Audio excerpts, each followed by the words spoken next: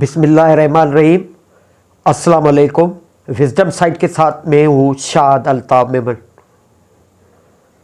महंगाई, गुर्बत, बेरोज़गारी पहले से ही जो इस मुल्क में मौजूद है, आवाम का जीना जो है वो अजरन करके रख दिया है। लेकिन अब जो हेल्थ फैसिलिटीज़ है, due to lack of health facilities, तो उनके लिए बड़े मसाइलों से वो दो चार हैं। आप देखें, शहरों में भी जो गवर्नमेंट रन हॉस्पिटल्स हैं, उनमें भी डॉक्टरों की कमी है, due to lack of doctors, due to lack of provided medicine. आप देखें, बहुत सारे ऐसे मरीज़ जो पेशेंट्स आते हैं, ख़ास तौर पे जो छोटे छोटे शहर हैं, वहाँ पे जो तेलका हॉस्पिटल्स होते हैं या मतलब RHCs होती है, तो उनमें अक्सर जो है वो मेडिसिन की शार्टेज होती है, या फिर ये है कि वहाँ पे डॉक्टरों की जो है वो शार्टेज होती है, या स्पेशलाइज्ड जो होते हैं डॉक्टर्स, उनकी शार्टेज होती है। लेकिन उसके साथ साथ ये भी बड़ा मसला है कि लोगों ने जो है हेल्थ को, उसको भी अपना बिजनेस बना लिया है।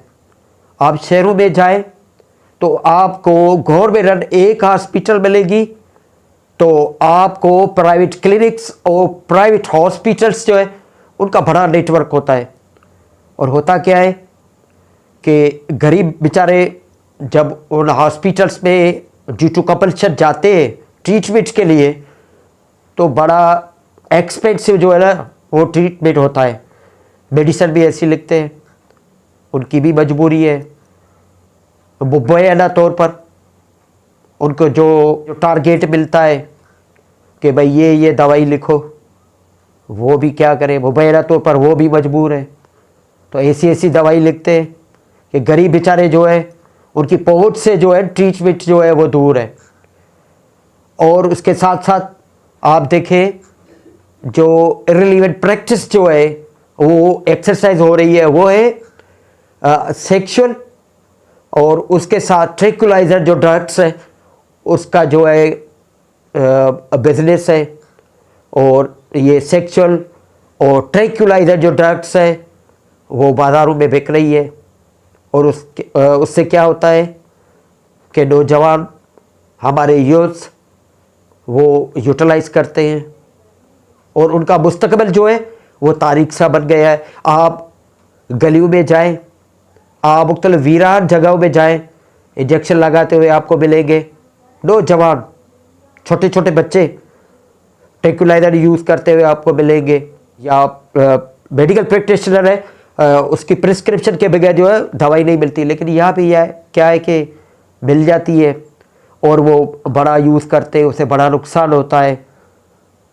उसके साथ जो एक्सपेंसिव ट्रीटमेंट होती है इन प्राइवेट क्लिनिक्स में और प्राइवेट हॉस्पिटल्स में, तो गरीब की तो पहुंच से दूर होते हैं।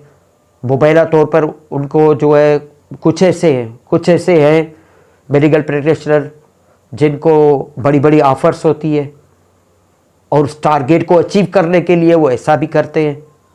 लेकिन सस्टेन कौन करता है? सस्टेन ये गरीब आवाम करती है।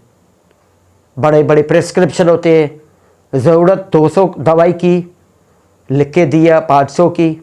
अब गरीब बेचारा क्या करे, घर का सामान बेचेगा, मजबूरी है, उनकी ट्रीटमेंट तो करानी है। कोई पुरसाने हाल नहीं है, कोई पूछने वाला नहीं है। ड्रग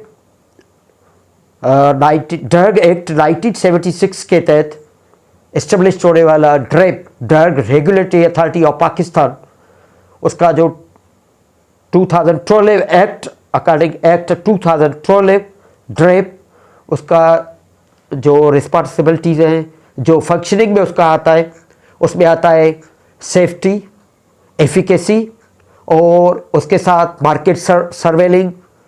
और ये इंश्योर करता है ड्रेप के जो थेरापेटिक गुड्स है जो approved and available in the market, उसको सर्वेलेंस उसका करे। मार्केट में प्राइसिंग होती है, दूसरी ऐसी चीज़ें हैं, उनको भी सर्वेल करता है। लेकिन क्या है कि अभी तक जो देखने में आ रहा है कि हमें इम्प्रूवमेंट जो है वो नज़र नहीं आती। पाकिस्तान में तकरीबन कोई अप्रोक्सीमेटली आई थिंक 650 जो है फार्मास्यूटिकल कंपनीज है, including of those multinational companies. बहुत सारी कंपनीज है जिसकी गुड्स, थेरापेटिक गुड्स जो है वो मार्केट में अवेलेबल है। बहुत सारी जो है वो एफिकेसी के हवाले से और सेफ्टी के हवाले से अच्छी कंपनियां, अच्छी फार्मास्यूटिकल कंपनियां भी है, लेकिन कुछ फरमाइशी भी कंपनियां चल रही हैं। कोई पूछने वाला नहीं है, कोई पुरसाने हाल नहीं है इन गरीबों का। छोटे बच्चे वो भी आप देखें, वो भी जो है वो ट्रैंक्विलाइजर यूज़ कर रहे हैं। इंजेक्शन मार्केट में आप जाएं, टेबलेट्स भी मिलते हैं, कैप्सूल्स भी मिलते हैं, इंजेक्शन्स भी मिलते हैं, वो यूज़ करते हैं।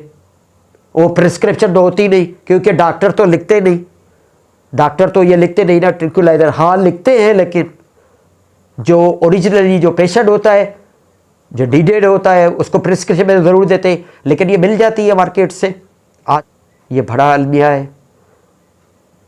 मैं समझता हूँ कि इनको कर्ब करने के लिए, इस प्रैक्टिस को एलिमिनेट करने के लिए गवर्नमेंट को ऐसी अप्रोचेस लेनी चाहिए। उसके साथ साथ प्राइसिंग का बड़ा मसला है। आप देखिए गुज़श्ता 1-2 माह या 2.5 माह के अंदर दवाइयों की कीमतें जो है 20% से 40% तक जो है वो बढ़ी है। 5 रुपये वाली चीज़ 7 रुपये, 20 रुपये वाली 40 रुपये, 100 रुपये वाली दवाई जो है 150 रुपये, 500 वाली दवाई जो है वो 700 750। उसमें टेबलेट्स, उसमें कैप्सूल्स, सिरप, इंजेक्शन, ड्रिप्स और बहुत सारी जो मेडिकल जो है नीडेड जो गुड्स है, थेरापेटिक गुड्स है, उनकी कीमतें बढ़ी है। मेरे ख्याल में ये अवाम, ये गरीब अवाम जो पहले ही महंगाई, गुर्बत, बेरोज़गारी और बहुत सारे मसाइल में जो है वो घिरी हुई है, बड़े मसाइल से वो दो चार है, तो गवर्नमेंट को इनिशिएटिव लेना चाहिए कि ये लाइफ सेविंग ड्रग्स जो है, पर्टिकुलरली लाइफ सेविंग ड्रग्स है, उसकी कीमतें रिड्यूस करने के लिए ऐसा कोई मैकेनिज़्म बनाए, कोई स्ट्रेटजी बनाए, ऐसा कोई रिलीफ दे, ताकि ये गरीब बेचारे, एलिट क्लास है, उनके लिए तो मसला नहीं है।